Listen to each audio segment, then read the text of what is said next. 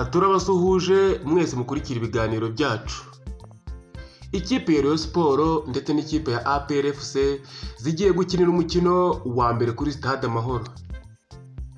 Ikipe ya Rayon Sports n'ikipe ya APR FC zamaze kwemezwa nk'amakipe ya mbere agiye gukinira umukino wa mbere muri Stade Amahoro kuva yavugururwa. N'umukino ugomba kuba kuri uyu wa gatandatu tariki ya 15 z'ukwa gatandatu mu mwaka wa 2024. Ukaba umukino wa mbere uzabereye kuri iyi stade muri gahunda yiswe umuhuro mu mahoro. Gusa umukino wo gufungura Stade Amahoro ku mugaragaro uzaba tariki ya 4 z'ukwa karindwi mu mwaka wa 2024.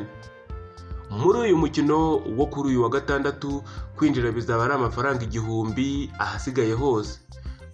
Mu gihe mu myanya y'icyubahiro cyangwa se VIP ari amafaranga 10,000. Ni umukino wo gufungura iyi stade, niho mukino uzaba baye bwa mbere kuri iyi stade kuva yamara kuvugururwa. Ni stade nziza ibereye u Rwanda kandi igaragara neza.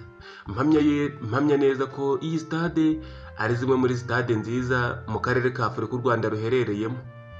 U Rwanda rukomeje gukataza mu iterambere no kugira ibikorwa remezo biri kuzamuka umunsi ku munsi, harimo n'ibikorwa by'imyidagaduro nka Stade Amahoro ndetse n'ahasanzwe habera imikino n'imyidagaduro muri Arena.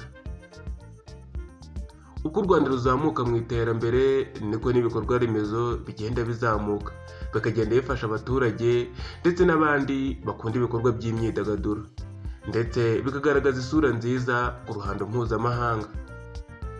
Amakipe yo mu Rwanda nayo rero akaba akomeje kubigiriramo umugisha, dore yuko azajya yakira imikino imwe n'imwe mpuzamahanga izajya yahuza n'andi makipe.